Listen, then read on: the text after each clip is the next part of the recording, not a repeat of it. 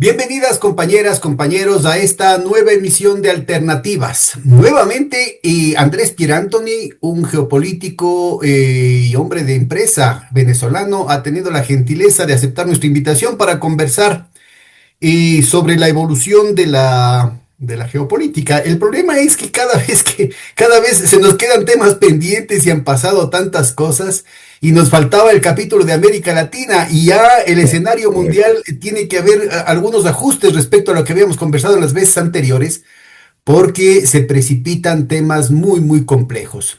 Muchas gracias, Andrés. Bienvenido.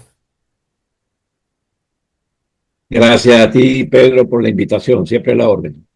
Bueno, vamos a tratar de Mira, concentrarnos en América Latina, pero empecemos con un tema que obviamente es de trascendencia mundial, como es la reunión de Brasil de los BRICS. ¿Cómo la viste?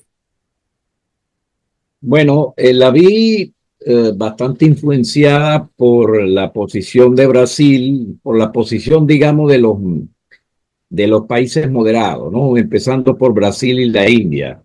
De hecho, dicen que el presidente Xi Jinping no quiso o no asistió a la cumbre. No sé qué tan cierta sea esta explicación, porque el, la alfombra roja fue reservada en este caso a Narendra Modi, al primer ministro de la India, ¿no? E inclusive con un acto, un día de celebración oficial para la India. O sea, que la apertura o la importancia otorgada a la India en este evento fue muy destacada. Y parece que ¿Qué eso. crees, cuál crees que fue el mensaje antes de hablar de lo de Xi Jinping? ¿Cuál crees que fue el mensaje de Itamaraty al hacer tanto aspaviento de la presencia de Moody en Brasil? El mensaje de Itamaraty ha sido un acercamiento a una posición moderada, que en definitiva es la de siempre, pero lo ha marcado más después de algunas declaraciones más audaces de Lula cuando estuvo en Moscú, cuando estuvo, etcétera. En el sentido, por ejemplo, insiste en que por qué no se incorpora, por qué el G20 no acepta incorporar a los BRICS. La línea de la reforma del Fondo Monetario y del Banco Mundial y desde luego de la Nación Unida en cuanto a la ampliación del Consejo de Seguridad a países representativos del sur global. Um, este, Toda una tónica. Bueno, por cierto, sobre este particular también Petro y Xiomara Castro plantearon una misma posición. Se está configurando un sector de creciente peso, aparentemente en los BRICS, de moderado. ¿Okay? Sin embargo, en acciones concretas, eh, siguió la inercia positiva de priorizar la operación de comercio y de intercambio con monedas locales, uh, declaraciones con respecto a digamos, respecto a la soberanía, el caso de Irán, etcétera, etcétera. Pero indudablemente que sigue prevaleciendo la posición, o sigue prevaleciendo, no, se está tratando de promover a partir de la cumbre BRICS de Brasil una posición más moderada. Bueno, desde luego no se habla de forma abierta de desdolarización, pero repito, se habla de intercambio con monedas locales, ¿no? Este, por otro lado, Y sin embargo, yo Brasil, creo que se puso muy virulento no solamente Trump, sino que también se tensionaron las relaciones con Milei, ¿no? sí, en el caso específico de Trump, evidentemente consideran que la evolución del BRICS representa una amenaza para Estados Unidos y para el occidente en general. Por consiguiente, no aceptan aparentemente la posición que plantea Lula y la misma que plantea la India, una posición mediadora de alguna manera. Este, entonces, hay una ruta de conflicto aparentemente, ¿no? Y evidentemente se expresa en la famosa amenaza del 10% a los BRICS, y en segundo lugar, el planteamiento a Brasil del 50% arancel. Bueno, eso en el contexto de la nueva guerra arancelaria, de la nueva ofensiva, mejor dicho, arancelaria, Pero que también según la...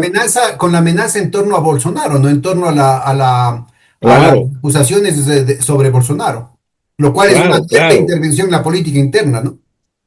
Claro, Lula trató de establecer una alianza, en particular con Macron, con Francia, ¿no? Sea a nivel de las negociaciones que hicieron en materia de armamento, la adquisición de varios equipos submarinos, etcétera, franceses, etcétera, sea el famoso acuerdo que firmaron el año pasado cerca de Bahía, en una islita, pues, con relación al tema de los bonos de carbono, con respecto a unos 1.000 millones de euros que invertiría Francia como capital inicial para promover todo lo que tiene que ver con la biodiversidad, llámese los intereses de los laboratorios franceses y europeos, que tienen años desde Sarkozy, cuando él planteaba Le Plateau das Guyanes, ¿no? El altiplano de las Guyanas, que abarcaba lo que los brasileños llaman la isla Guyana, que abarca no solo las Guyanas, sino todo el norte del Amazonas, ¿no? Y hasta el Orinoco, viene diciendo toda la Guayana venezolana, la Guyana inglesa, francesa y Surinam, este, Surinam francesa y toda esa área, que ya Sarkozy planteaba esa estrategia que, por cierto, ahora se reduce a un bonsai, digamos así, entre la Guyana francesa y Brasil. En cuanto al tema del carbono y otras cosas, evidentemente los porcentajes son, Brasil representa un porcentaje sumamente alto, la Amazonía y la Guyana francesa un porcentaje mínimo. Pero con todo y esa mínima participación física real de Francia en la Amazonía, en cuanto a negocio, es la que tiene liderazgo. Quiere decir, el grupo,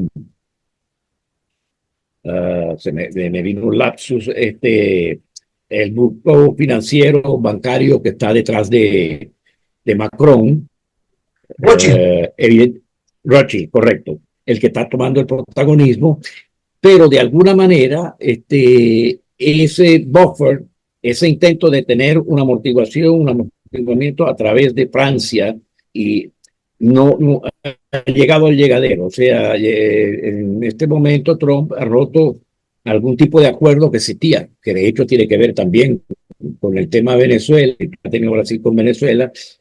Se ha cerrado una etapa con Brasil de relativa coexistencia pacífica y se está entrando en una etapa beligerante. Lo que tú acabas de decir con respecto a Bolsonaro es parte de eso. Porque no es solo un problema de la simpatía o no que pueda tener Bolsonaro, la relación estrecha que ha tenido Bolsonaro y su hijo con todo el movimiento MAGA y el Tea Party, etcétera, de hace años, sino que realmente no tienen otra opción. O sea, no parece, o sea, o no les conviene apuntar a un Temer o a una opción, digamos, de centro o de centro derecha, no tiene mucha alternativa electoralmente hablando al Bolsonaro.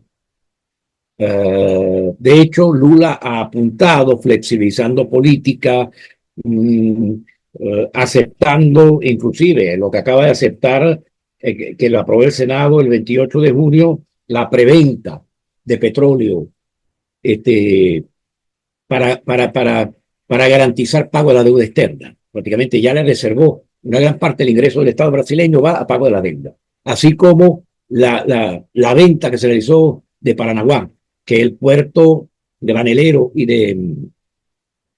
del agrobusiness principal, del agronegocio principal de Brasil. Es más moderno y más eficiente. O sea, se están vendiendo activos del Estado brasileño en función de tranquilizar los mercados, el mercado, etcétera, etcétera, y en función de concesiones que una tras otra está haciendo Lula. Es decir, De hecho, una versión un poquito más discreta que la de Panamá con respecto a Lula, con respecto a Trump. sí, y fíjate que, por ejemplo, Lula ha tenido una situación compleja el año pasado porque venía después de la luna de miel inicial, después de las elecciones, tuvo una caída pronunciada desde julio de 2023 hasta abril, mayo del 2024, el año pasado, que logró estabilizarse como aceptación del electorado en un 49%, 48, 49%, y tenía la tendencia a caer por debajo de eso, ¿no? Y es cuando Lula no solo lanza la iniciativa con Macron, con Francia, etcétera, o sea, concreta alguna alianza y algunas cuestiones, sino también no es casual que a partir de ese momento se produce el viraje hacia Venezuela, de una posición crítica light y aceptable a una posición agresiva, que tuvo su manifestación pues en julio con las elecciones en Venezuela y después todo el bombardeo que hubo por parte de Brasil para crear condiciones de que impidiera a Venezuela el acceso a los BRICS. ¿Okay? En marzo pasado, en el Senado, sobre ese particular, Amorín, que en definitiva es el arquitecto, el Richelieu de toda esa estrategia, planteó en el Senado que eso era por razones de interés estratégico de Brasil en el área amazónica, intereses amazónicos estratégicos. En realidad, el caso de Venezuela, el interés estratégico puede ser dos, básicamente. Uno, el tema petrolero, porque Brasil básicamente produce petróleo liviano y Guyana produce petróleo liviano. Tiene petróleo pesado, pero en agua muy profunda, muy costoso, mientras que Venezuela se sabe su principal reserva, porcentaje de la reserva venezolana es de en un 85%, 90% de crudo pesado y extrapesado.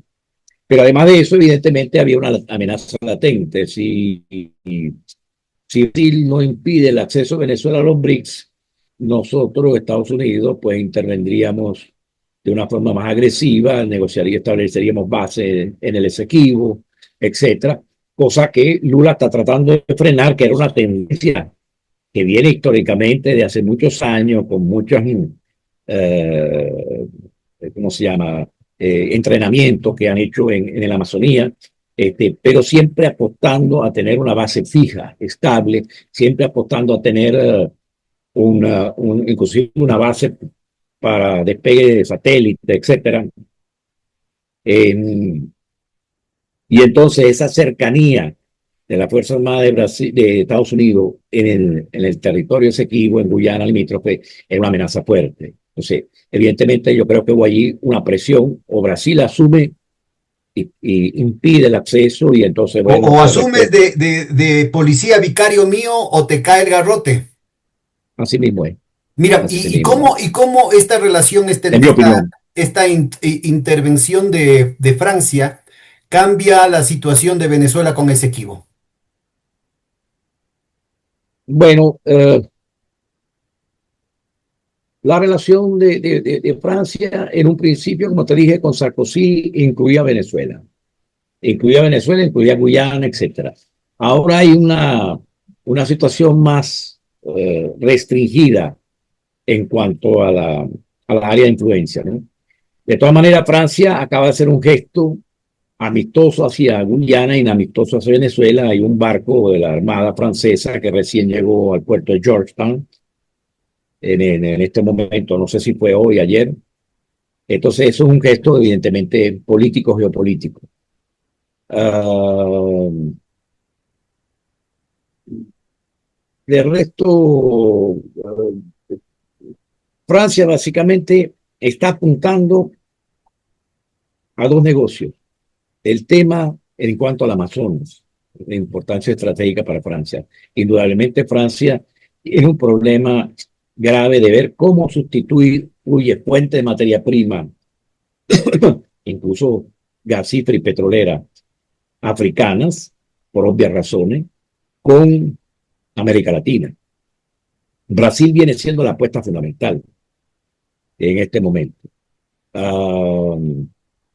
Vuelvo y repito, las dos áreas de interés básicos viene siendo, en primer lugar, el tema de la presencia de los laboratorios de la industria farmacéutica francesa, europea, en la enorme biodiversidad amazónica. Y en segundo lugar, o en primer lugar, según como se quiera ver la cosa, el tema de los bonos de carbono, certificados de carbono, que van a tener un despegue fuerte debido a que se están incumpliendo todas las metas acordadas con respecto al cambio climático, Bueno, etcétera. aquí en el Y, caso del Ecuador es clarísimo, ¿no? Es clarísimo que con los bonos azules para las Galápagos y con los bonos verdes en el Chocó andino y en la Amazonía ecuatoriana están experimentando para luego extenderlo a toda, no solamente a la cuenca amazónica, sino a la del Orinoco y la del Paraná, ¿no? Entonces, aquí correcto, lastimosamente, buena parte de los ecologistas, tanto movimientos sociales, de ONGs como intelectuales, han caído en la trampa. De un mecanismo de venta de la soberanía, además venta muy barata de la soberanía de América Latina, y por fin le van a hincar el diente a un largamente añorado objetivo de controlar las selvas latinoamericanas, ¿no? sí, sí.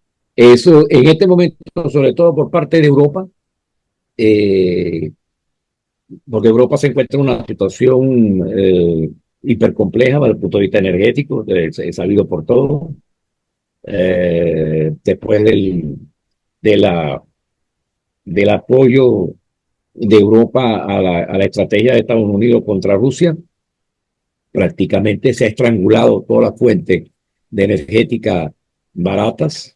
La situación que hay en Asia Occidental, bastante compleja, donde Europa no tiene aparentemente hasta ahora un protagonismo importante. Se manifiestan contradicciones. El presidente alemán mismo planteó una oposición total al uso de armamento de los misiles Taurus para ataque en profundidad a Rusia. Hay otros sectores en Alemania también que están planteando críticas. Macron, que está planteando una mayor apertura hacia China. Europa se está debatiendo en una gran contradicción, y en la parte, eh, bueno, de compromiso en el aspecto climático, pues tiene que, el acuerdo de París y todos los compromisos, tiene que apuntar fundamentalmente al tema de los certificados. Está apuntando, de hecho, al certificado consiguiente, lo que tú acabas de decir, la presión sobre nuestro país en ese sentido va a ser fuerte. Ahora, Y en este, Brasil, en que este viene siendo el gran protagonista principal. En este punto, ¿tú encuentras discrepancias en o alguna grieta en la relación entre, por un lado, Inglaterra y Francia en torno a la cuestión de Rothschild y la impronta que han tenido sobre la City de Londres, y por otro lado, BlackRock en Alemania? ¿O crees que están en unidad de criterios? BlackRock con Metz, con Freddie Metz, el canciller alemán, se ha ido posicionando hace rato. El primero que ha logrado del establishment financiero una relación, un acercamiento con Trump ha sido BlackRock. Y eso se ha visto en el caso de Panamá, cuando BlackRock en definitiva bajo la presión de Estados Unidos, se beneficia en cuanto a la adquisición de los puertos en Panamá, de la infraestructura portuaria en Panamá y en muchos otros países donde la empresa Huntington de Hong Kong era la que tenía esa infraestructura. Después consolida eso con la visita de Freddie Metz a la Casa Blanca, que tuvo un tratamiento muy especial, inclusive hospedaje en, en un sitio al lado de la Casa Blanca donde solo muy pocas celebridades históricamente fueron hospedadas. Y en definitiva, Metz, más que canciller, antes que canciller de la República de Alemania, es un engranaje de BlackRock, con Claro, pero con eso, esta eso cuestión mismo, de la... en el escenario que estabas Entonces, armando con respecto a Brasil y América del Sur, como que empiezan a alinearse con más fuerza una divisoria de aguas entre Trump, BlackRock, Bolsonaro, por un lado, y Lula, Inglaterra y Macron, por otro lado, ¿no? correcto, Entonces yo creo que aquí este podría ser un foco, no solamente un foco de correcto. tensiones, sino también para América Latina un desafío en términos de cómo negociar bien, ¿no? Es decir, sobre la base de la unidad de América Latina, establecer mecanismos que permitan cierta equidistancia, si cabe.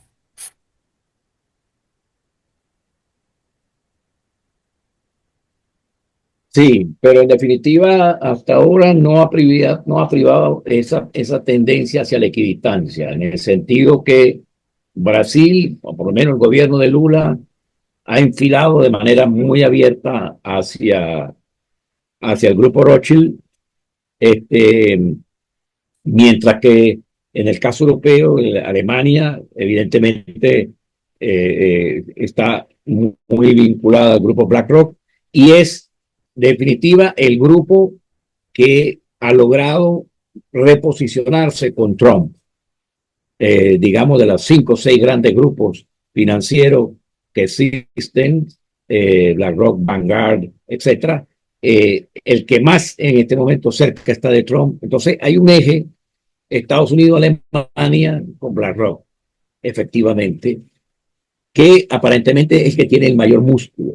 Claro, es un eje que está perdiendo en Ucrania. De hecho, las tierras raras y una cantidad de recursos que es donde había invertido BlackRock y donde supuestamente era el proyecto de Trump, en vista de que no logran negociar una salida razonable, que en definitiva la posición rusa la razonable, en mi opinión.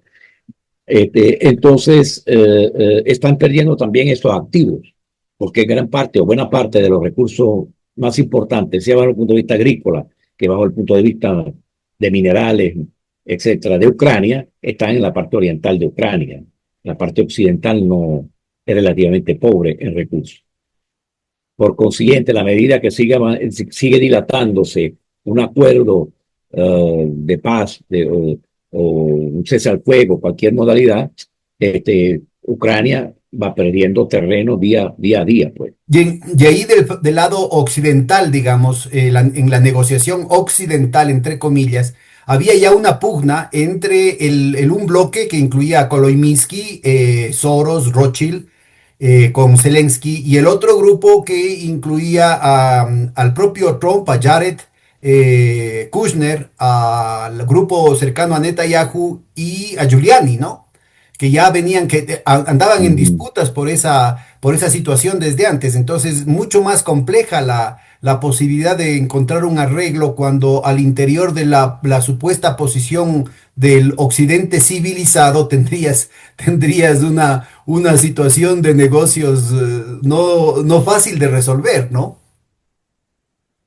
Claro, la situación, lo que pasa es que el mismo Trump, después que en varias ocasiones explicó que el grave error estratégico, durante la campaña electoral o en varias ocasiones, dio algunas entrevistas, no muy frecuentes sobre el tema, porque es un tema evidentemente muy delicado, pero él dio a entender que el error estratégico había sido en los 90, pues, el no respetar los acuerdos con Gorbachev, no más ni una pulgada más hacia el este por parte de la OTAN.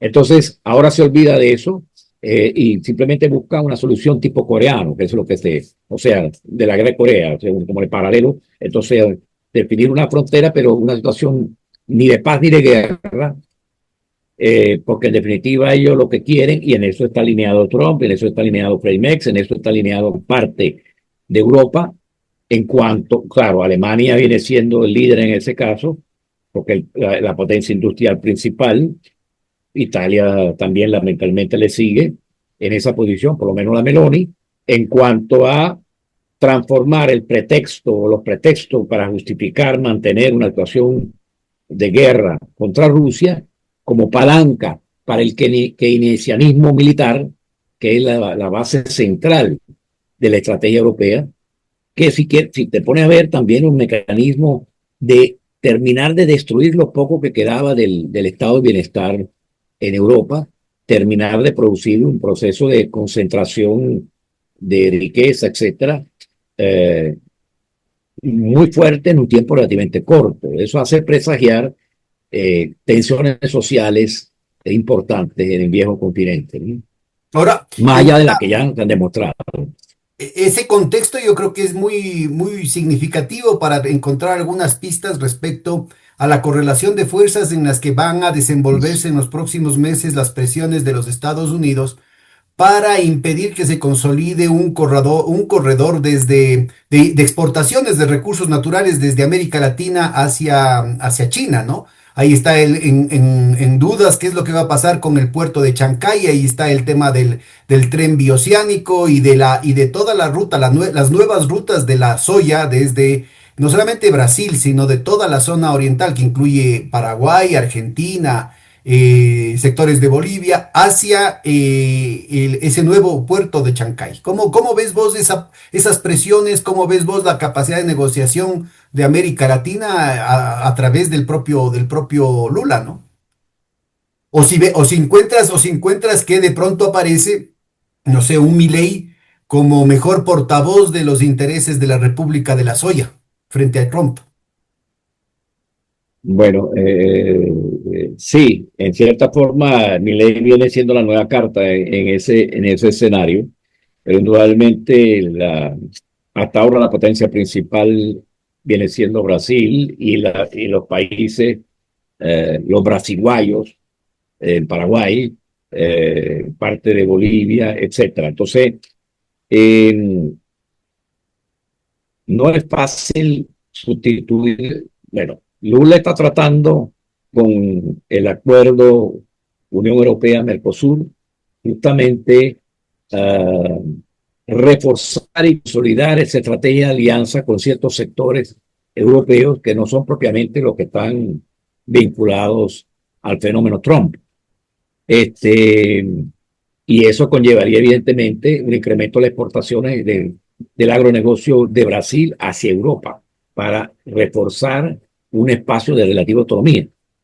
No olvidemos que en definitiva Brasil en esos rubros, o en varios de esos rubros, es competencia. Brasil y Argentina también son competencia de Estados Unidos hasta cierto punto, porque en la medida que eh, tenemos toda la intervención de Monsanto en Company, en gran medida el lucro de todo el agronegocio termina en manos de esas transnacionales. Pero no es fácil, en un plazo razonablemente corto, digamos 3, 4, 5 años, sustituir el enorme mercado, por ejemplo, que es China, ¿verdad? Y otros mercados de Asia, con el mismo mercado europeo.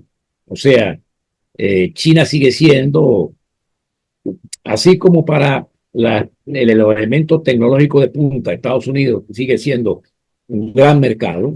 China en la parte de alimentación, etcétera, con independencia del gran esfuerzo que está haciendo para incrementar la producción agrícola, con independencia de la integración con Asia Central, que conlleva también la diversificación de fuentes de suministro, incluyendo todo el potencial que tiene Rusia en la región limítrofe con Mongolia y con China.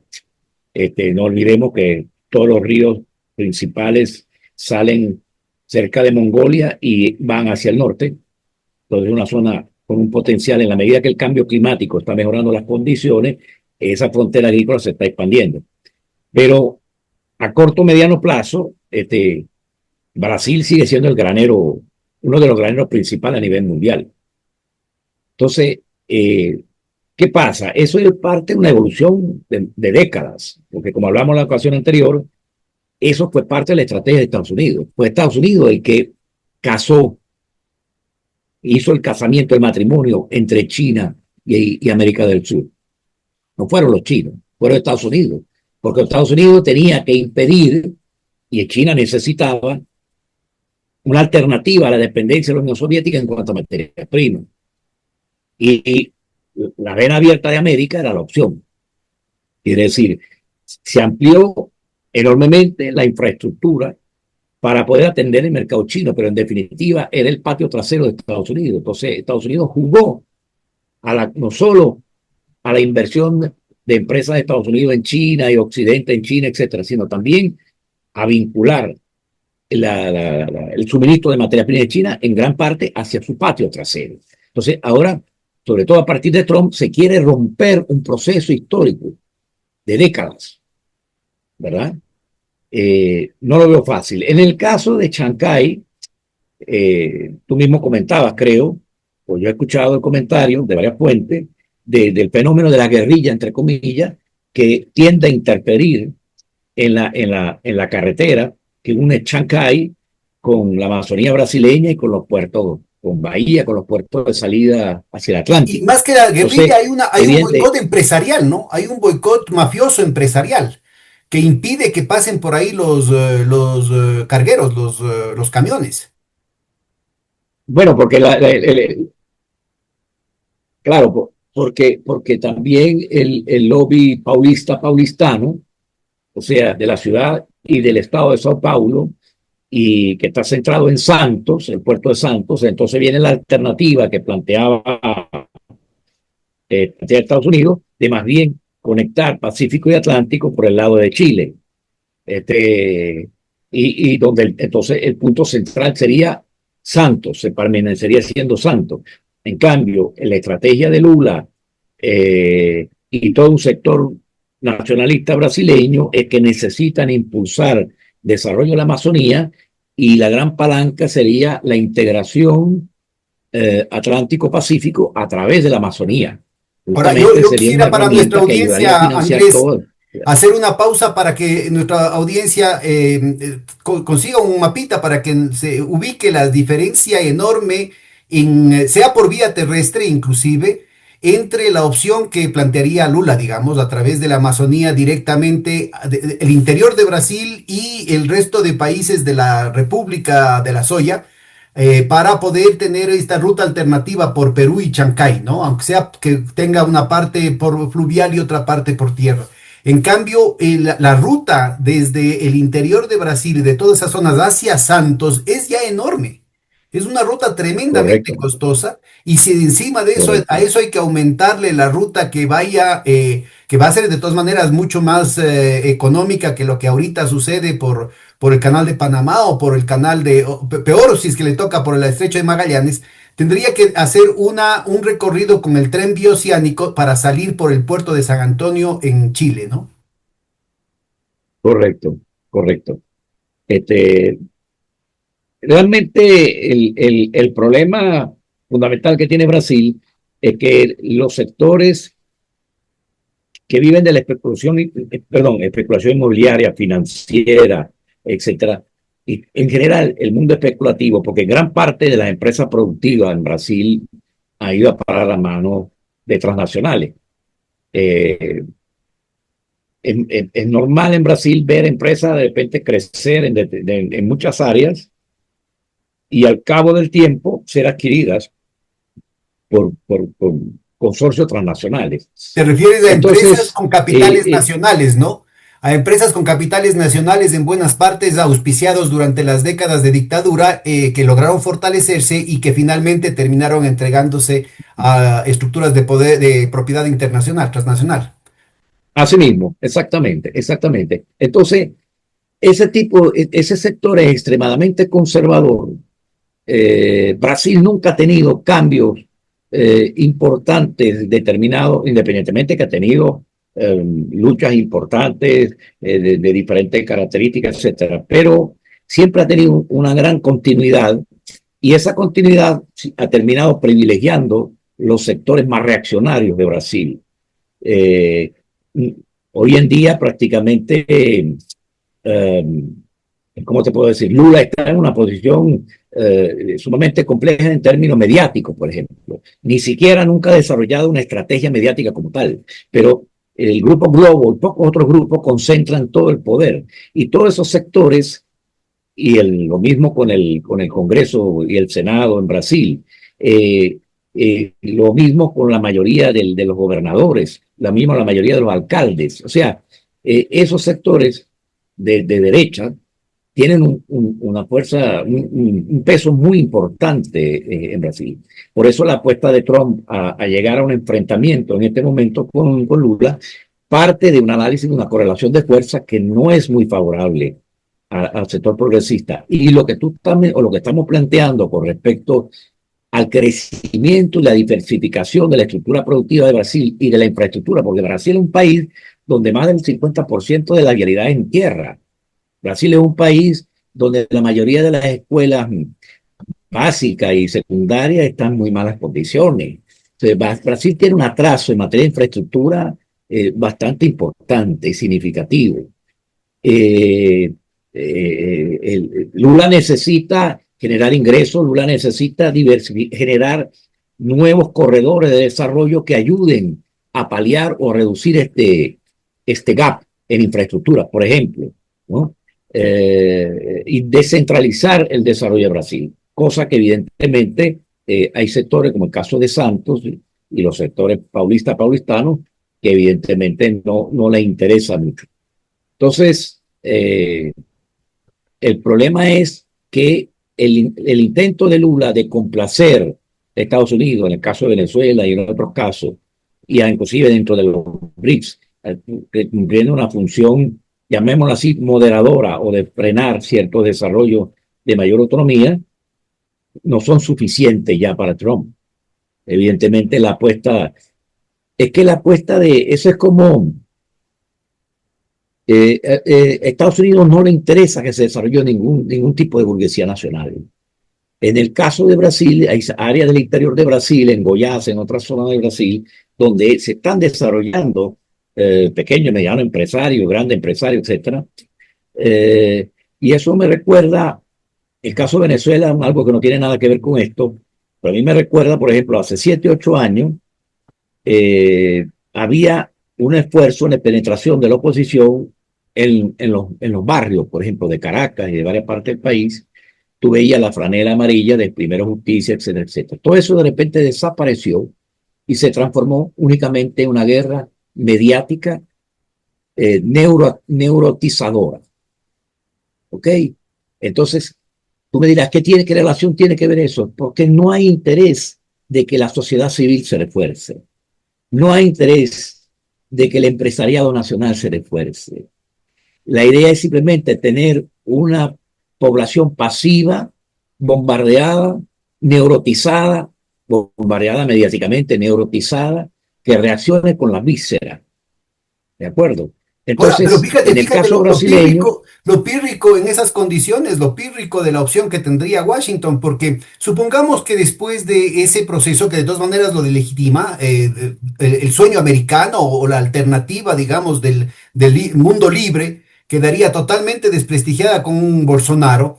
Y Bolsonaro a la final podría optar por la opción que iría desde Santos por Chile, ¿no? Pero en última instancia terminan entregando su producción a China, pues, ¿no? ¿Cuál es la alternativa que tienen? bueno, la única alternativa que tienen, la que está tratando, la tercera vía que está tratando de plantear Lula, que es de acuerdo con la Unión Europea.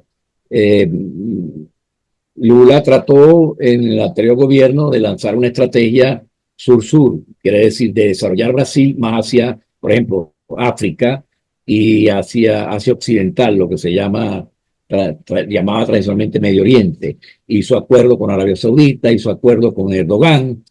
La idea era junto con Turquía hacer toda la inversión en infraestructura que requería África y que de hecho la está haciendo China, la quería hacer Lula en conjunto con Turquía para compartir el negocio, por decirlo así, con financiamiento saudita y aceptando el interés saudita de tener una influencia geopolítica importante, sobre todo en África Oriental.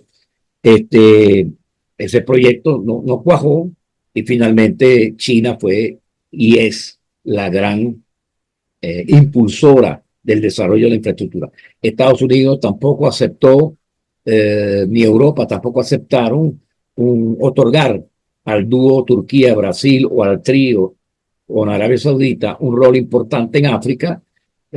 No olvidemos, por ejemplo, que Francia mantuvo una posición siempre muy rígida. El France-Afrique colapsa porque no han sabido ni siquiera darle una apariencia de evolución de algún tipo. O sea, pretende mantener un colonialismo que ya no tiene sentido en el.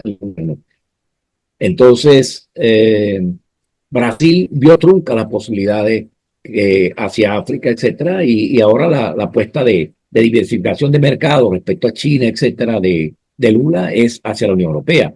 Pero la oposición que hay en los agricultores, en Alemania, en Francia, sobre todo en Polonia, etcétera, es muy fuerte.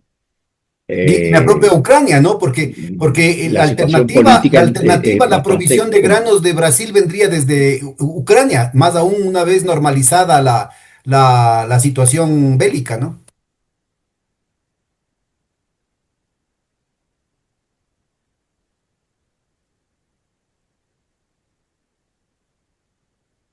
La comunicación no es buena, no escuché muy bien, Sí, por eso Pedro, estoy apagando a cada la rato porque a cada última rato se daña la planteamiento. comunicación. A ver si te digo, es decir, no solamente son los ¿Puedes países repetirlo, actuales. por favor?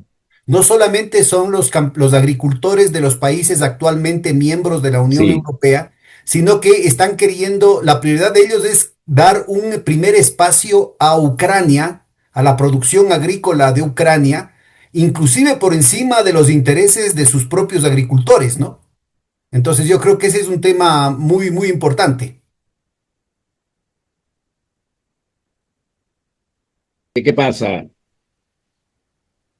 La situación que hay con Ucrania está comprometida bajo mucho punto de vista. Y en el término, y entonces Rusia evidentemente no acepta el ingreso de Ucrania a la OTAN, no tiene inconveniente en que Ucrania ingrese a la Unión Europea y esto evidentemente desplazaría parte de la producción o parte del potencial exportador que pudiera tener Brasil hacia la Unión Europea. Aunque claro, todo esto depende de la evolución de los acontecimientos. Si sigue perdiendo territorio Ucrania en zonas fértiles, indudablemente eso impacta. Si llega a perder el puerto de Odessa, la salida al Mar Negro, va a estar bajo control ruso, cosa que no creo que sea el interés o el deseo de Putin y del liderazgo ruso, pero también es una opción que están propiciando los europeos en particular porque no aceptan redimensionar el avance de la OTAN y modificar la situación de seguridad en el continente europeo.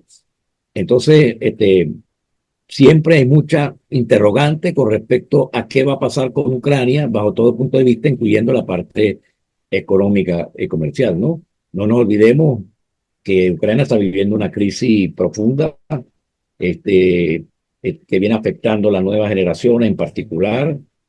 Este, la situación se mantiene y se sostiene gracias a un subsidio, no solo en la parte militar, sino el presupuesto del gobierno de Ucrania en gran medida está siendo financiado por Occidente, por así decirlo.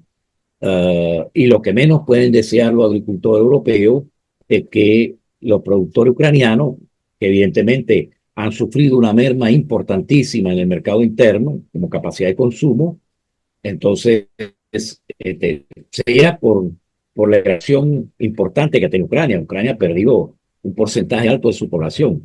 Este, sea por la caída de los ingresos de los ucranianos se han visto reducidos, por consiguiente hay un excedente de producción a precio de dumping hacia el mercado europeo. Y los polacos, en principio, eran grandes aliados de Ucrania, ahora no pueden, hay una fuerte intolerancia. De hecho, el actual, el actual presidente, el primer ministro de Polonia, tiene una posición bastante crítica hacia Ucrania. Uh, entonces, el tema ucraniano, lejos de favorecer a Brasil, en perspectiva, está agudizando las tensiones con los sectores agrícolas, pues, ¿no? Agropecuarios europeos. Ahora, No se en el vislumbra. marco de esas tensiones en términos de las definiciones del futuro más o menos próximo, vuelve a aparecer la figura de Milei. ¿Cuál podría ser el proyecto ya latinoamericano de Milei? Cómo alinearía él, cómo pesaría como el verdadero portavoz, un portavoz muy incómodo de Trump por sus posiciones tan abiertamente neoliberales? ¿Cómo podría incidir y catalizar una propuesta de extrema derecha en el Cono Sur? Bueno, en primer lugar, Milei está atravesando un problema de credibilidad, eh, tengo entendido, con el mismo mundo financiero, porque el nivel de endeudamiento de deuda pública que tiene Argentina, eh, con la supuesta expectativa de crecimiento del Producto Interno Bruto que plantea Milei, no dan seguridad para seguir financiando el gasto público. Este, Entonces, el aspecto central viene siendo la capacidad de Argentina de atraer inversiones o inversionistas importantes para desplazar inclusive o tratar de desplazar a Brasil como un el principal exportador en algunos rubros, ¿no? Este, por otra parte, el problema que presenta el Milei es la estabilidad del modelo, la estabilidad de él en cuanto a las próximas elecciones, las próximas situaciones electorales que puedan generarse en Argentina y la estabilidad como tal, la, la posibilidad de mantener ese modelo conociendo una cantidad de la gran mayoría de los argentinos. Entonces, que tan sostenible en el tiempo sea ese modelo y que tan confiable, no solo para el mundo de las finanzas, sino para el agronegocio, está por verse, ¿no? Eh, presentar Milei, bueno, Bautista no representa el mercado que representa Brasil, o sea, porque en definitiva la Unión Europea está haciendo esas concesiones en materia agropecuaria a cambio de una apertura al sector industrial y de servicios, sobre todo europeo. Entonces, Argentina no compensa, o sea, la ganancia de Argentina como gran aliado, supongamos, nunca llegaría a compensar, marginar a Brasil, ¿no? O poner en segundo plano a Brasil. Y Este, peor aún cuando el mercado fundamental de Mercosur, que tenía que ver con autopartes, está con una gran interpelación por la baja brutal de los costos que implica la oferta china, ¿no? correcto. El modelo, eh, bueno, el modelo de apertura total, que bueno, que también la está siguiendo Brasil prácticamente, porque Brasil, Lula hace 10 años hablaba de que el desarrollo de Brasil era un desarrollo industrial, hasta hace 10 años. Ok, no olvidemos que Lula viene del sindicato metalúrgico y metalmecánico de, del estado de Sao Paulo. Por allí llegó su carrera política. Entonces, su modelo era un modelo de desarrollo industrial, pero eso ya no es el discurso de Lula. Ya Lula no habla en esos términos. El componente industrial y manufacturero dentro del Producto Interno Bruto y sobre todo dentro de las exportaciones de Brasil se ha reducido sustancialmente. Entonces, Brasil en este momento funciona básicamente a nivel de commodities, ha regredido, o sea, reprimarizado, ya es una palabra bastante utilizada. Entonces, el de todo es el agronegocio, los commodities del agronegocio y minerales y petróleo, que viene siendo la nueva frontera de algunas inversiones y de algún potencial exportador. Entonces, para Brasil, en ese modelo y en ese sentido similar a Argentina, uh, las importaciones de productos tecnológicos competitivos, baratos de China, bienvenidas, ¿no?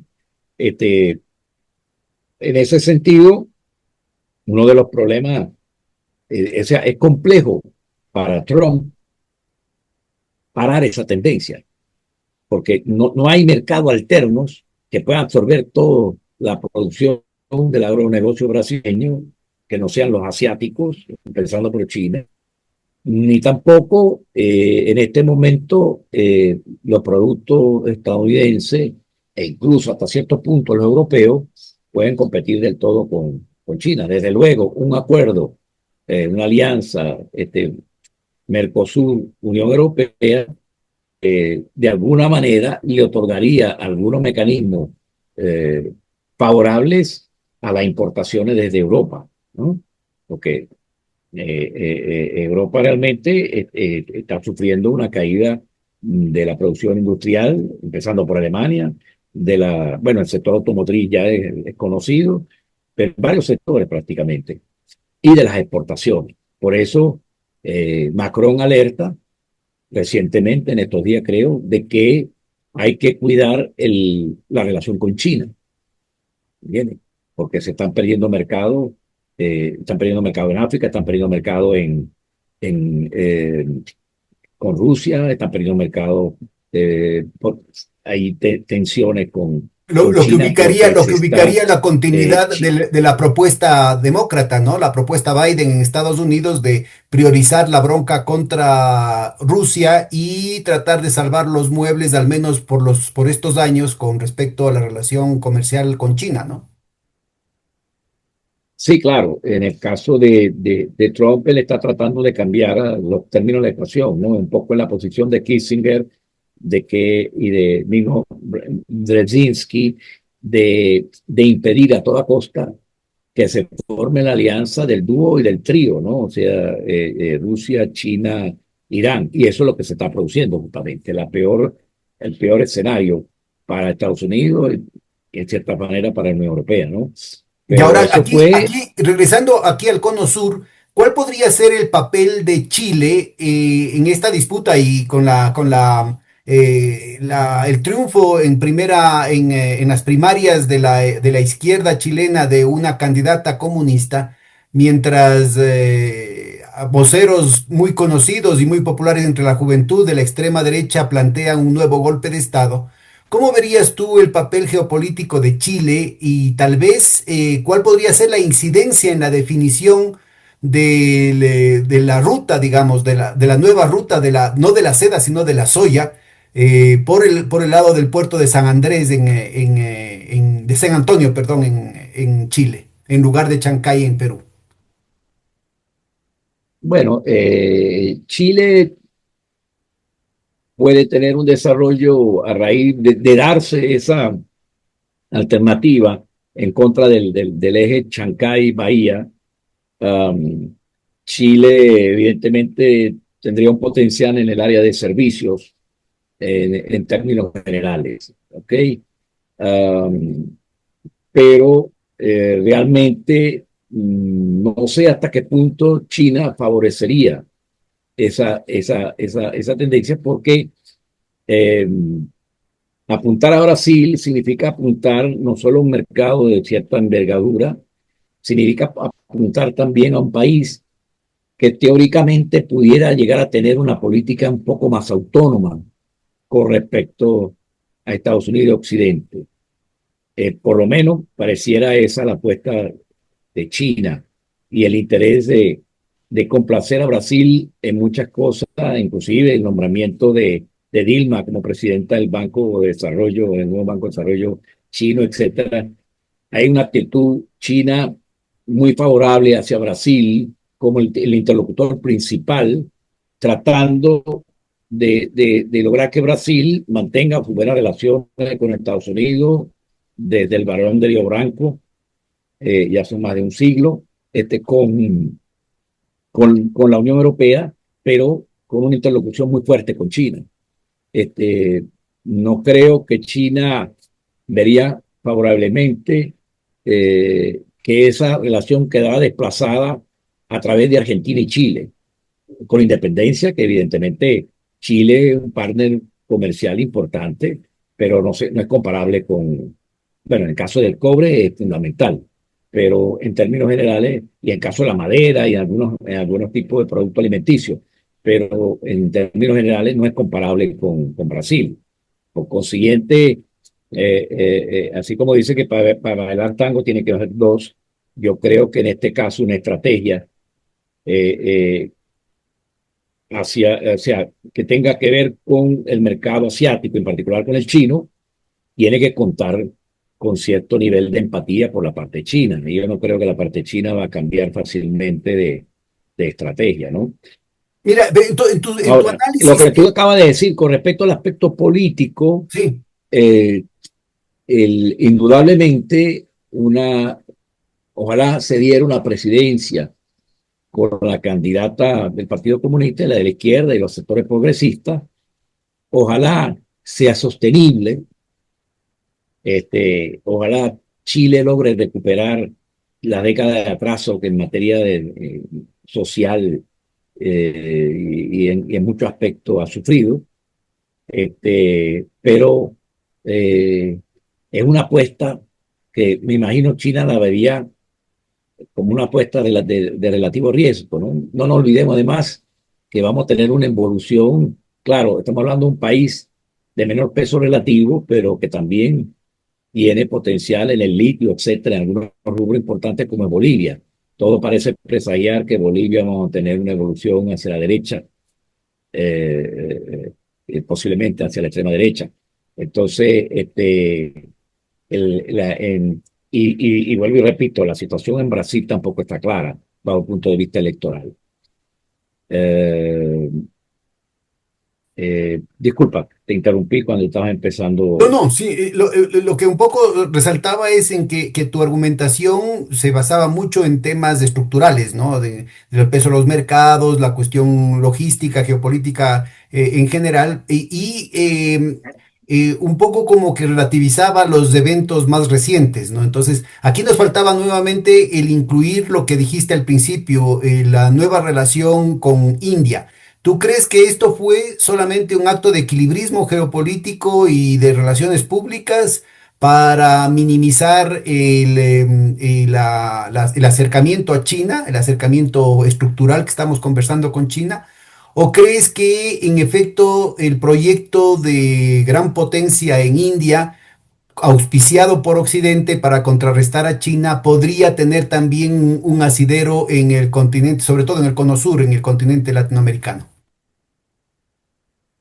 Bueno, evidentemente Lula está explorando esa opción eh, eh, como complemento a su estrategia hacia la Unión Europea. Eh, Su aliado Francia tiene buenas relaciones con la India. De hecho, en el reciente eh, pequeña guerra que hubo en la frontera, los aviones que principalmente estaban por el lado de la India eran los Rafales. ah, Pero que no quedaron tuvieron, mal por pagados, cierto, ¿no? no tuvieron, por cierto, muy buen desempeño. Eso es justamente lo que te iba a decir, frente a los aviones chinos y otros que tiene Pakistán. De hecho, Pakistán salió, siendo un país más pequeño, etcétera, salió mejor parado que la India. Pero sí, indudablemente es una estrategia de parte de Lula de diversificar, de no depender excesivamente del mercado ah, chino, sea en cuanto a venta que en cuanto a compras. Ahora, lo que pasa es que hay que ver que con cuál nivel de rapidez se pueden dar esos reequilibrios, ¿de acuerdo? Y, y en definitiva, el asunto fundamental en este momento, ¿cuál vendría siendo la, la correlación de fuerza dentro de Brasil, inclusive desde el punto de vista electoral? Porque Brasil tiene un gobierno, la presidencia de Brasil dura solo 4 años. Entonces, prácticamente eso en una etapa de cambio tan fuerte como lo que se están experimentando en la geopolítica mundial, en la economía mundial, en todos los aspectos, un gobierno que se instala y prácticamente empieza, como ha hecho Lula, ha tenido que gastar una gran cantidad de tiempo controlando intentos golpistas al principio, después controlando y logrando acuerdos con con el Centro, que el famoso grupo político que tiene mayor peso en el Parlamento. Todo esto le ha quitado mucho tiempo y finalmente los compromisos logrados no son todos satisfactorios. Entonces, bueno, el tema Brasil, en este momento hay grandes interrogantes con respecto a lo que pueda hacer la evolución de corto plazo. Evidentemente, Trump, con esta acción que está haciendo, está apuntando a impedir la incriminación por parte del Tribunal Supremo de Brasil de Bolsonaro para que pueda ser candidato. Y evidentemente, él tiene posibilidad, a pesar de todo, de volver a ganar. ¿Entiendes? Entonces, ahí pasaría totalmente el segundo plano Milei y las otras opciones que estamos hablando, ¿no? En cuanto a la extrema derecha, por decirlo de alguna manera. Claro, sería Este, el gran aliado de Trump, no solamente en Brasil, en América Latina, sino en el sur global, ¿no? Así mismo, exactamente. eso cambiaría totalmente la correlación de fuerza, ¿no? Sobre Ahora, todo, tú dices que eh, también en Bolivia hay una perspectiva muy fuerte para la derecha y la extrema derecha. ¿No crees que pueda solucionarse en el campo popular las divergencias como para presentar una candidatura única o una opción viable, digamos, a la presidencia? el problema con Bolivia es un problema complejo porque después del primer gobierno de Evo, se dejó convencer por García Linera a aplicar lo que decía él, la teoría gramsciana, que en realidad no tiene nada que ver con Gramsci, que es la teoría derrótalos y luego incorpóralos. Y entonces con esa teoría, a partir del segundo gobierno de Evo, empezó a llenar los diferentes cargos en la administración del Estado, de gobierno en diferentes áreas, de tecnócratas de derecha. Cuando viene el golpe de Estado, el mismo fue provocado desde afuera, pero también desde adentro. Prácticamente eso conllevó no solo complicidades, sino conllevó un distanciamiento importante con los movimientos sociales, a pesar de que más está fundamentado en movimientos sociales. Evo pasó a ser una figura casi sagrada, un poco distanciada, y realmente no había el nivel de movilización y participación eh, que hubo en la primera etapa de Evo.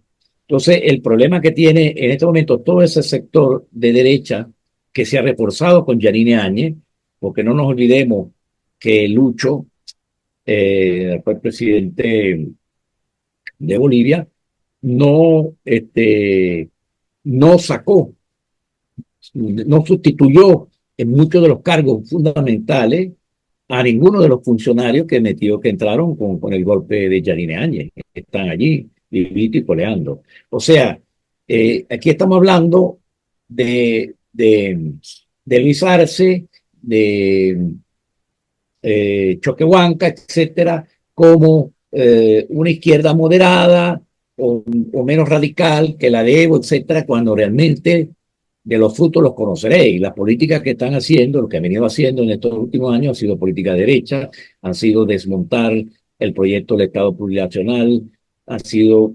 políticas que no han promovido la participación. O sea, ha sido política que ha ido desmontando el proyecto político del Estado plurinacional.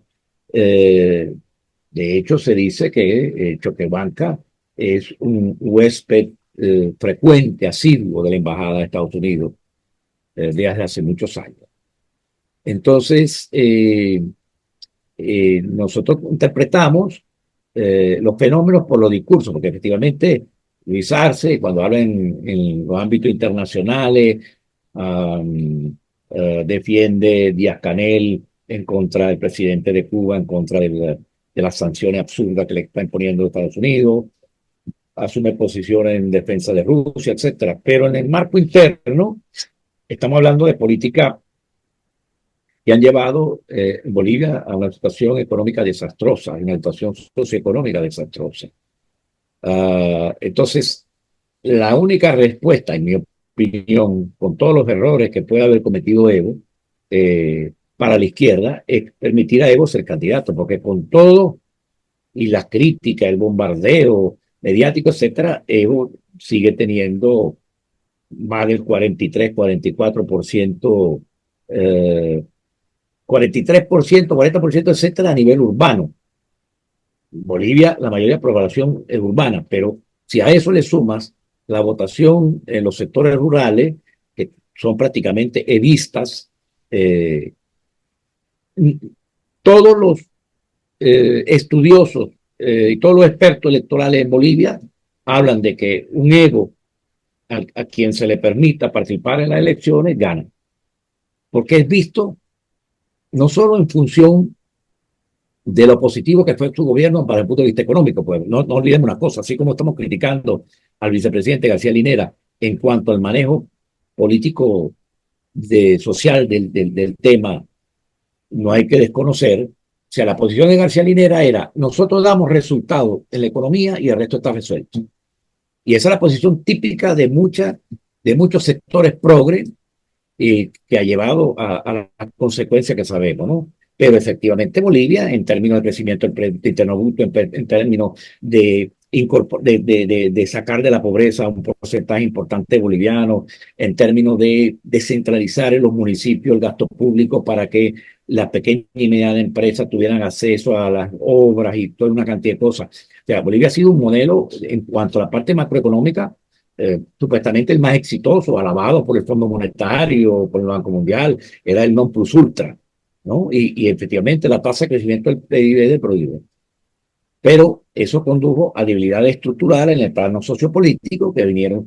Entonces, en este momento no es factible porque no es solo un problema de liderazgos o de personalismos, que evidentemente también existe, sino es un problema de que la población, Luis Arce, cuando las elecciones que ganó, estaban por encima del 50% de popularidad. En este momento está en el 1%. O sea, son datos concretos, ¿me entiendes? Entonces, o sea, la población ve a Evo como el único opositor. El pueblo, sobre todo el pueblo, el verdadero opositor al modelo que en definitiva sería radicalizado y profundizado por la derecha una vez que llega al poder abiertamente, ¿verdad? Evo, con la política que hacía, sobre todo en la primera etapa, donde no solo había una mejoría económica, sino también una participación muy fuerte de los movimientos sociales, que es la única solución progresista en Bolivia y en muchas partes. Fíjate tú por lo menos la diferencia entre Lula y Petro. Con todas las críticas que se puede hacer a Petro, que está en una situación parecida a Lula en cuanto a posición minoritaria en el Parlamento, etcétera, Petro se dio cuenta de que o movilizaba las bases populares, ¿verdad? O sea, él tenía un golpe de Estado, un lawfare a la vista. Entonces actuó y eso le ha permitido reequilibrar, lograr parcialmente la reforma laboral que quería, no exactamente el 100%, pero algo aceptable y está en la palestra. Mientras que Lula no ha movido nada, no toca la movilización de los sectores populares, prácticamente es tabú. Todo es componendas a nivel de cúpulas. Son dos modelos diferentes. Y entonces yo lo que quiero decir es que, entre otros hándicaps que va a tener nuestra candidata, es que se va a encontrar posiblemente con un país como Bolivia, porque en definitiva las elecciones creo que son en agosto o próximas, pues, eh, casi seguramente controlado por la derecha. Ya. Y una Oye, derecha, a su vez, muy controlada por los bolsonaristas, muy vinculada a Bolsonaro. y retornando al tema de Petro, ¿cómo ves la alineación de Colombia ahora con los BRICS una vez que Colombia pertenece a la OTAN? Pues no es de la cuña de la OTAN en América del Sur.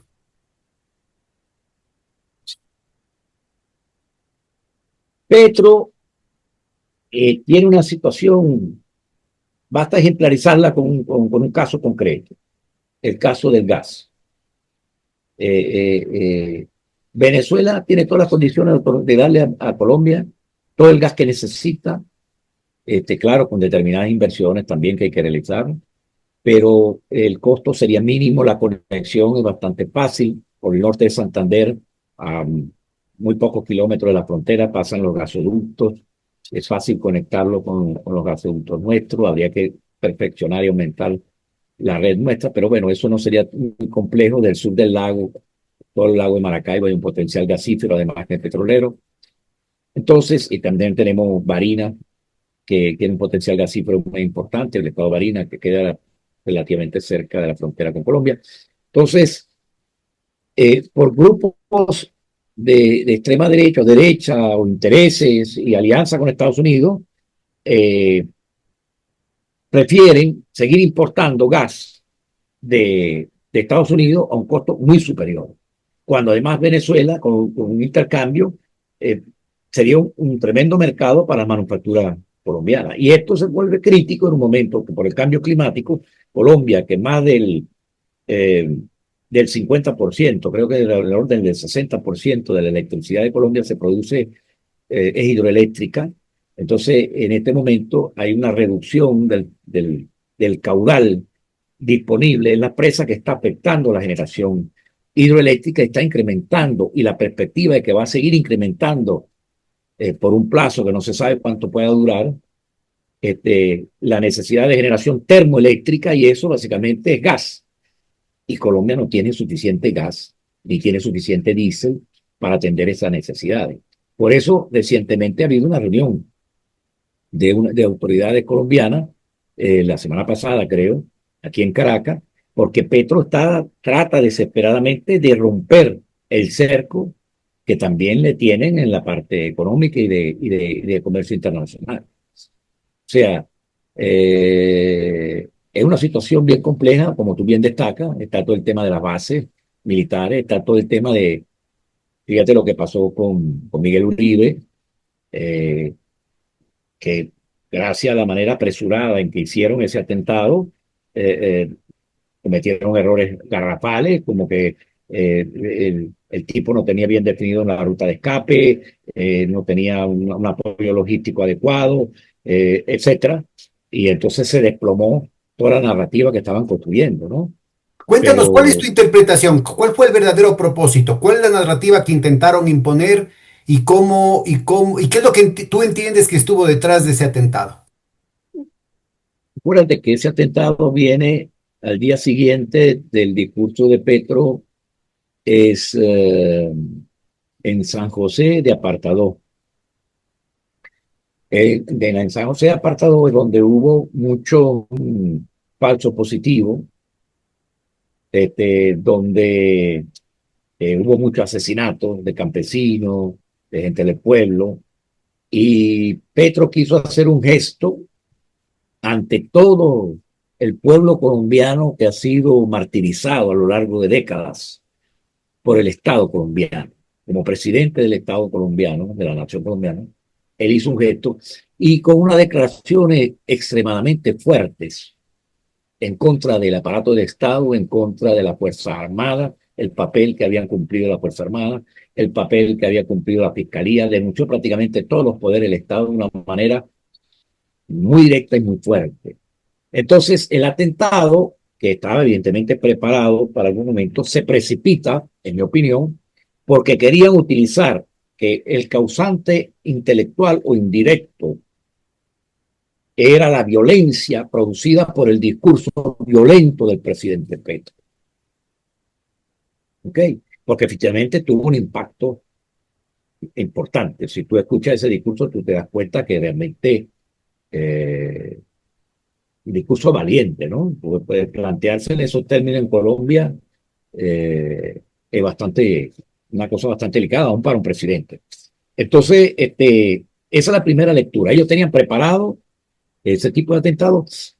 ¿Por qué contra Miguel Uribe? No era, o sea, entre los candidatos del Centro Democrático, es la candidata, no me acuerdo el nombre, Blanca creo, no me acuerdo el nombre, Para la nuestra audiencia, el Centro candidata, Democrático es el partido del uribismo, ¿no? correcto, Del correcto, expresidente Uribe y de Duque también, pues. correcto. Miguel Uribe tenía una posición de centro derecha, no era, una posición relativamente moderada, muy sobre el discurso etario, sobre los jóvenes, sobre la oportunidad de los jóvenes, sobre las nuevas tecnologías, etcétera. Un discurso joven, digamos, como tal. Pero bueno, muy crítico, lógicamente, del gobierno de Petro, etcétera. Pero en realidad no era el candidato con la mayor opción porque el recurso fuerte, el apoyo financiero fuerte de los grupos de poder en Colombia, de la derecha, era por la otra cantidad. Entonces ellos no iban a perder nada, sino generaban un fenómeno, si quieres, similar al que ocurrió en Ecuador con el asesinato Claro. se parece mucho. Sí. En ese sentido dice, no, que fue un atentado producido por el narco. Bueno, claro, el narco es un factor de poder importante en ambos países, lamentablemente, y entonces jugó su papel. No, porque eso era una banda, un grupo X, no me acuerdo el nombre exactamente, el que ejecutó eso, donde estaban ex militares, etcétera, que tienen un grupo que se especializa lamentablemente en ese tipo de cosas y en contratar sicarios, etcétera. O sea, toda una cadena, obvio, obvio, eso es normal en Colombia, pero el problema no es ese, el problema son los autores intelectuales, quienes planificaron y por qué planificaron eso. La idea era generar justamente una situación de desestabilización para Petro, una campaña mediática que prácticamente inculpara a Petro por su discurso supuestamente violento, que simplemente no es violento, simplemente sincera las cosas y pone las miserias humanas que ocurrieron en Colombia sobre la mesa para que el pueblo colombiano termine de tomar conciencia de quiénes son sus verdaderos enemigos. Entonces querían aprovechar eso y eso les falló. Yo creo que incluso el hecho que Petro lograra que se aprobara la reforma, porque Petro fue inteligente de montar la contraofensiva y no ceder con respecto a la reforma laboral y con respecto a la reforma sanitaria, porque son justamente aspectos fundamentales que tienen eh, afectada a la población colombiana, no solo desde el punto de vista social económico, que lo es, sino cuando tú tienes una población que vive en una situación desesperante bajo el punto de vista, digamos, de los servicios de salud, bajo muchos puntos de vista, es una población que tiene poca posibilidad de acceso a la cultura en un momento determinado, a la participación social y política, por obvias razones de sobrevivencia. Entonces, Petro logró, pero también lo logró gracias al fracaso del atentado. El atentado, evidentemente, todavía no se tienen los resultados, cosa curiosa, porque supuestamente agarraron el celular del tipo, del sicario, eh, escogieron un adolescente, lo cual es normal en ese tipo de situaciones, porque la ley colombiana aplica, es mucho más suave, entre comillas, para los menores de edad. Por consiguiente, es normal actualmente en Colombia para determinado tipo de sicariato, sobre todo de alto nivel como este, utilizar menores de edad. Pero el problema fue que, evidentemente, mi lectura es que un atentado que estaba planificado se ejecutó con un tiempo muy corto,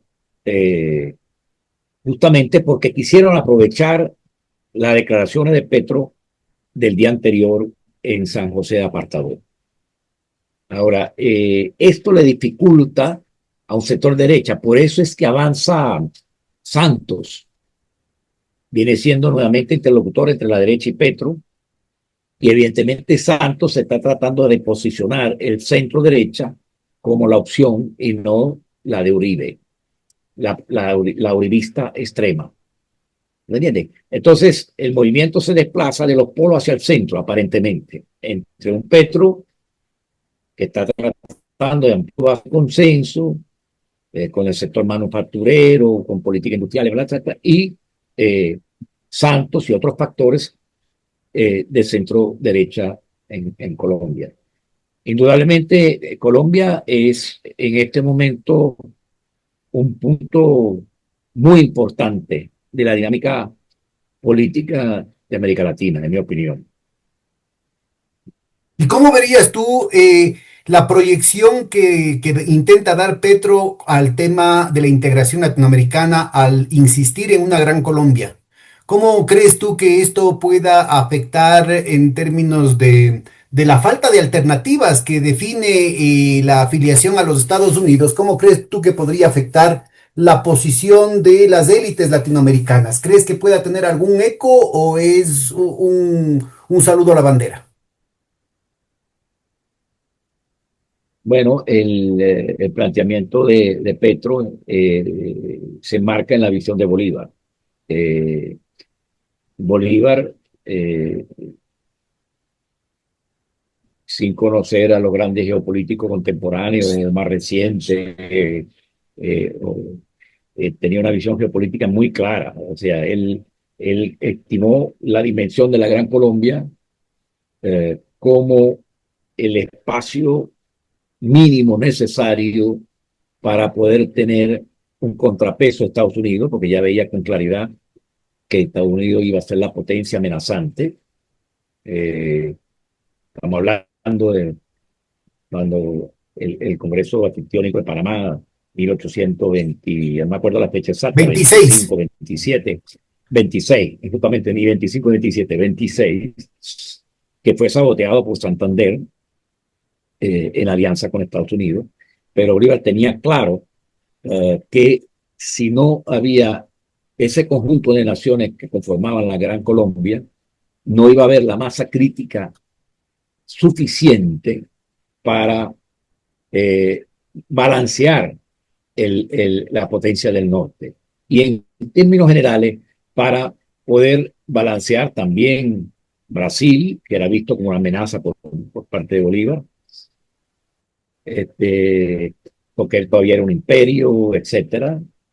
Y A pesar de que el evidentemente emperador Pedro Bolívar también. I vio con buenos ojos, ¿no? Ese congreso.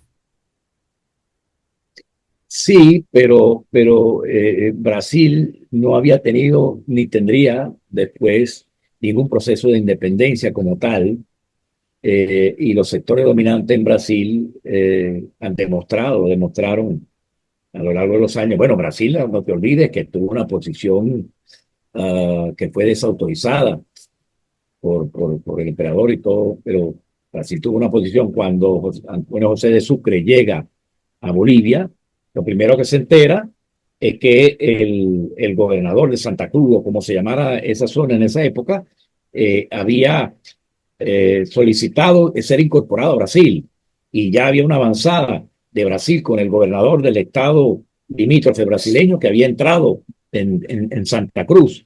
Y Antonio José de Sucre le mandó una comunicación tajante, que si no se retiraba inmediatamente, no solo iba a atacarlo, sino que iba también a entrar en parte de Brasil para, para que pagaran la insolencia de pisar una patria como Bolivia, etcétera, ¿no?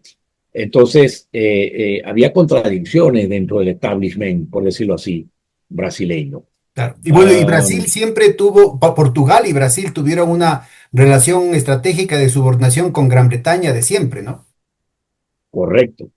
Lo que pasa es que Bolívar, evidentemente, como británico, todo el mundo lo sabemos, y la Legión Británica, el apoyo en muchos aspectos, pero cuando Gran Bretaña logró lo que quería, que era la independencia de Hispanoamérica, no le interesaba en absoluto tener una gran Colombia o tener una integración latinoamericana, porque eso iba a significar no tener mercados subalternos de simple exportación de materia prima, todo lo que ya sabemos.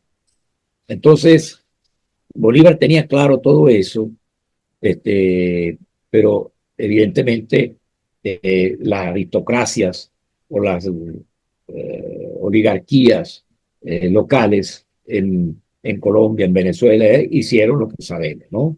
Destruyeron el proyecto. Tiene totalmente razón este Petro en plantearlo. Si tú no tienes en la dinámica actual y la que se viene en los próximos años una dimensión mínima cuantitativa y cualitativa. Cuando digo cualitativa, digo que la integración de la Gran Colombia permitiría la integración de culturas, eh, de visiones, de conocimientos, que es muy importante, es muy importante. Evidentemente Bolívar conocía los puntos fuertes y débiles de cada uno de nuestros países. ¿Entiendes? Porque hay muchas limitaciones nuestras que derivan no de factores materiales, sino de factores culturales. Entonces, él consideraba que si bien era complejo amalgamar un bogotano con un caraqueño, ¿verdad? O un quiteño con un panameño, lo que hoy es un panameño, por decir algo, o un costeño. Sin embargo, consideraba que era justamente esa amalgama, ¿no? Ese pequeño universo, el que iba a tener, no solo desde el punto de vista cuantitativo, sino cualitativo. Yo creo que esa visión es totalmente actual y realista, ¿no? El complejo es cómo llegar allí, porque ¿qué pasa? ahí caemos en el famoso tema de la burguesía nacional, que lamentablemente, después de Previch, etcétera, ¿no? Y ese tema ha sido un tema que inclusive se ha tratado de manejar desde la derecha. Por ejemplo, Pérez Jiménez en Venezuela, su proyecto básicamente era el desarrollo de una burguesía nacional, una burguesía industrial. Entonces vienen los proyectos pues, sobre la moda soviética, que tuvo impacto indudablemente, y de la industria pesada, la industria básica, entonces la industria del acero, del hierro, del acero, la petroquímica, etcétera. Y el proyecto era conformar una burguesía nacional con inmigrantes para desplazar los apellidos. Y fueron los apellidos porque lamentablemente la lectura, en este libro, por ejemplo, muy interesante, que estaba en Filben, que fue publicado hace, del 2024, ¿De quién? Ponlo en Petróleo, pantalla, por favor. sí, Petróleo y Poder, de Rolando Graterol Guzmán, ¿no? Este libro muy interesante desvela eh, el peso determinante que tuvo Estados Unidos desde la época, desde cuando se dio el golpe contra el presidente Castro, eh, este, donde el benemérito Juan Vicente Gómez, el llamado benemérito después, que era su Para los compadre, compañeros, es, le dio es el presidente Cipriano Castro a principios del siglo XX, ¿no? Cipriano Castro, correcto, correcto. Y Juan Vicente Gómez, su compadre, cuando Cipriano Castro tiene que irse a curarse a Francia de una dolencia, entonces él le deja, mientras tanto, la presidencia, encargado de la presidencia a su compadre Juan Vicente Gómez, pues este le da un golpe de Estado porque había todo un complot de parte de Estados Unidos y otros factores en función del potencial petrolero que ya se había descubierto que tenía Venezuela. Pero entonces cuando lo que planteaba él es lo mismo que yo había observado de hace un tiempo, hace bastante tiempo, digo, ¿cómo es posible que la izquierda, cuando la caída de Pérez Jiménez en enero del 58, el 23 de enero del 58, el Partido Comunista, por ejemplo, era la fuerza política más poderosa en Caracas? Uh, y era la izquierda en general tenía una fuerza importante. ¿Cómo es posible que prácticamente Betancourt, en poco más de un año, destruyó gran parte? O sea, después hubo la guerra de guerrilla, todo eso, pero en definitiva fue una derrota, una gran derrota política, lamentablemente, que se sufrió. Y evidentemente, así como cuando el astrónomo, no me acuerdo del siglo XVIII, o el principio del XIX, descubrió que detrás de Neptuno tenía que haber otro satélite porque la órbita de Neptuno era irregular. Entonces yo digo, aquí hay algo irregular y tiene que haber algún elemento gravitacional allí que ha impactado. El elemento gravitacional fue que en realidad quienes deciden la caída de Pérez Jiménez fueron los hermanos Foster Dulles y el otro Dulles, jefe de la CIA y bueno, el jefe del interior, etcétera, los dos famosos hermanos Dulles, que eran grandes aliados. John Foster John y Foster Allen Dulles Dulles son los dos y hermanos. Allen No, Dulles, el uno exactamente. secretario de Estado y el otro director de la CIA. Correcto, secretario de Estado y Y otro de la además, CIA. gente Y este, muy vinculado al nazismo, al financiamiento angloamericano al nazismo, a través de Suiza, con las mismas familias que ahora están detrás del foro de Davos, incluyendo los padres y abuelos de Klaus Schwab. bueno, entonces justamente los Dulles, los hermanos Dulles, eran grandes amigos de Pérez Jiménez, no, de Betancourt, Ah, mira. grandes amigos de Betancourt. Incluso en el gobierno del 45, cuando se da el golpe de Estado contra el general Isaías Medina Angarita y se hace un gobierno cívico-militar con el Partido Acción Democrática, básicamente, y los militares, donde estaba Pérez Jiménez, donde estaba Llora Páez, donde estaba Delgado Chaldón, después fracasa y en el 48 esa alianza cívico-militar fracasa y entonces viene el golpe de Estado del Pérez Jiménez del triunvirato, por llamarlo así, en el 48. Pero en definitiva, lo que aparece allí, del comentario, creo que está en este libro, no he tenido tiempo todavía de leerlo, pero por lo que fue la charla en estos días en la PILBEN, ya de alguna manera Betancur estaba anotado eh, con, con los catires del norte, como diríamos nosotros, con los rubios Oye, del yo norte. creo que, yo creo que esto de aquí nos amerita nuevamente interesada, hermano. Yo creo que ahí tenemos escuela. Yo creo que estos chismes nos ameritan toda una sesión en la que nos pongamos a hablar sobre los Un distintos detalle. fracasos de las propuestas de integración latinoamericana. ¿Te parece? Fíjate, claro, un detalle importante, interesante. Decía un entrevistador, alguien que en otra ocasión, otro escritor, que hubo un libro, un compendio de varios escritores, de un escritor que hizo entrevista a varios destacados dirigentes políticos, etcétera. Cuando le hace la entrevista a Beltrán Prieto Figueroa, que fue un destacado dirigente ADECO, después expulsado prácticamente por Betancourt y que le impidió ser candidato a la presidencia y que fundó el partido Movimiento Electoral del Pueblo. Esta entrevista, si mal no recuerdo, la hicieron en 86-87.